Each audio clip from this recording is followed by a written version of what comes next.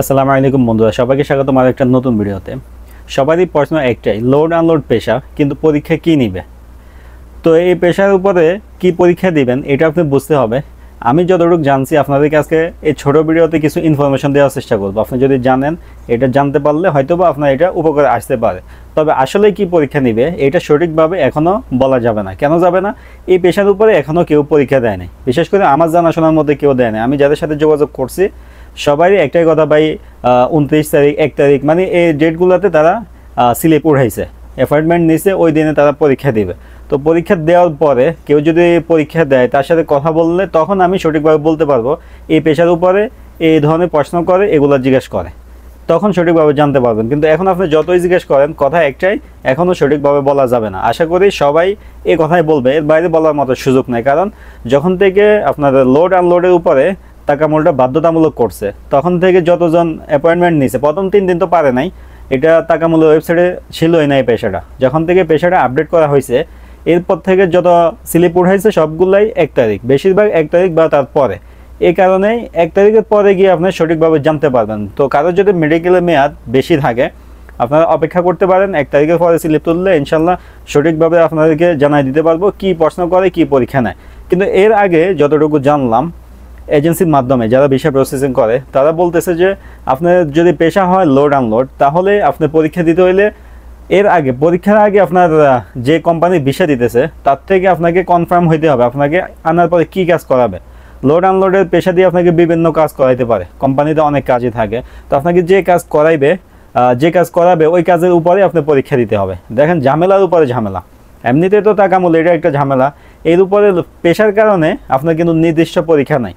এখন এটা সবারই প্রশ্ন, আমাদেরও প্রশ্ন, লোড আনলোড এটা তো হয়তো বা লোডিংয়ের কাজ, এই ধরনের কিছু আমরা মেন করি, কিন্তু পরীক্ষাটা কি নিবে। এর মধ্যে আবার আসে কি যে কোম্পানি যে কাজ করাবে আপনাকে নিয়ে ওই কাজের উপরে আপনাকে পরীক্ষা দিতে হবে। এখন আপনি কোম্পানির সাথে যোগাযোগ করতে হবে। তো যোগাযোগ করবেন বা কোম্পানি বলবে, এটা তো কোনো সমস্যাই না। যদি কোম্পানি কাজ করে কোম্পানির বিষয় সমস্যা নয়, কিন্তু বেশিরভাগ সমস্যা হচ্ছে আমাদের এগুলো সাপ্লাই কোম্পানি অথবা বেশিরভাগগুলো ফ্রি ভিসা। তাহলে আমরা কোম্পানি কোথায় পাবো? কোম্পানি যদি না পাই, আমাকে যদি কোম্পানি কনফার্মেশন না দেয় যে আনার পরে আমি এই কাজটা করাবো, তাহলে আমি পরীক্ষা দিব কীভাবে? মানে একটা ঝামেলার পরে ঝামেলা লাগতেছে। তো সৌদি আরবের আসলে শ্রম বাজারটা কিছুটা ডাউন হয়ে গেছে বাংলাদেশিদের জন্য, অনেকটা ঝামেলা। কারণ ইতিমধ্যে অনেকের মেডিকেল শেষ, মেসেজ আসতেছে ভাই মেডিকেলের মেয়াদ কয়দিন থাকে, আমি তো পরীক্ষা দিতে পারি না। মেডিকেলের মেয়াদটা 90 দিন ছিল, সেখান থেকে 60 দিনে করছে। 60 দিনে করার পরে একটা সুবিধা ছিল, মোফা করলে আরও 30 দিন বেশি পাওয়া যেত। এখন এম্বাসি ওটাও বন্ধ করে দিছে।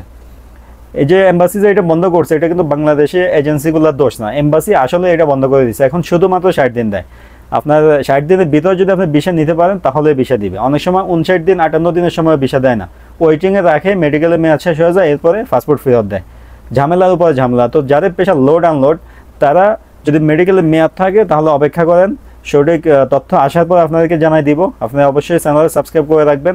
আর এরপরে যাদের ভিসা ক্লিনার, আমরা কিন্তু 2 দিন আগে জানাইছিলাম যে ক্লিনার ভিসা আপনার ক্লিনার পেশাতে লাগবে না, টাকামূলটা এখনও ওই অবস্থাতে আছে, লাগবে না। তবে সমস্যা কি হচ্ছে, তাদের পাসপোর্ট যদি এম্বাসিতে জমা দেওয়া হয়, পাসপোর্ট কিন্তু ফেরত দিয়ে দিতেছে, মানে বলতেছে টাকামূল লাগবে, কিন্তু টাকামূলের ওয়েবসাইটে ক্লিনার পেশাটা কিন্তু নাই। তো ক্লিনার পেশা নাই, তাহলে আমি স্লিপ কীভাবে তুলব, পরীক্ষা কীভাবে দিব? কোনো কিছু ঠিক না করে আজকে বলছে একটা সিদ্ধান্ত, আজকে কার্যকর করে দিছে। এটা এর থেকে ভালো ছিল যে বাংলাদেশের জন্য ভিসা বন্ধ করে দেওয়া, যে বন্ধ 3 মাস পরে ভিসা চালু হবে, ওটা আরও ভালো ছিল। আর না হলে এরকম করা দরকার ছিল যে আগামী এত তারিখ থেকে টাকামূলটা সব পেশাতে বাধ্যতামূলক করা হয়েছে, আপনারা যারা ভিসা নেবেন এভাবে প্রস্তুতি নিতে পারেন। এটা হচ্ছে একটা সঠিক উদ্যোগ, সঠিক মাধ্যম। কিন্তু আজকে বলছে, যেমন বুধবারে কথাটা উঠছে, বৃহস্পতিবারে কার্যকর হয়ে গেছে, বৃহস্পতিবারে অনেকের পাসপোর্ট ফেরাই দিছে। তাহলে মানুষ এটা বুঝবে কীভাবে, অ্যাপয়েন্টমেন্ট কবে নিবে আর পরীক্ষা কীভাবে দিবে? তো আসলে এই ব্যাপারে কথা বলবো, আরও কনফার্মেশন আসুক, ক্লিনার বিষয়টা আপডেট হয় কি না, নাকি বলে যে না এই পেশা লাগবে না, সবগুলো সঠিকভাবে জানার পরে ইনশাল্লাহ আপনাদেরকে জানাই দিব।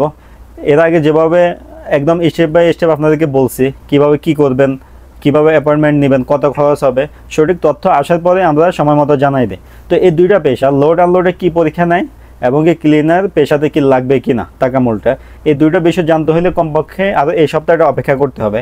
ধারণা করতেছি এই সপ্তাহের ভিতরে এই দুইটা পেশা নিয়ে একটা সঠিক সিদ্ধান্ত আসবে। তো ইনশাল্লাহ অফিসিয়াল ঘোষণা আসলে আপনাদেরকে জানাই দিব। চ্যানেলে সাবস্ক্রাইব করে অবশ্যই সাথেই থাকবেন। তো ভিডিওটা শেয়ার করে দিবেন, যারা এই ধরনের সমস্যা আছে তারা কিন্তু একটু নিশ্চিন্ত থাকতে পারবে, না হলে কিন্তু তারা দৌড়াদৌড়ি করবে, দালালে তাদের টাকা পয়সা মেরে দেওয়ার সম্ভাবনা আছে। ভিডিও যদি ভালো লাগে অবশ্যই ভিডিওতে একটা লাইক দিবেন। এই ধরনের ভিডিও আরও পেতে চাইলে অবশ্যই চ্যানেলে সাবস্ক্রাইব করে রাখবেন। দেখা হবে নতুন ভিডিওতে। আজকে এ পর্যন্তই। আল্লাহ হাফেজ।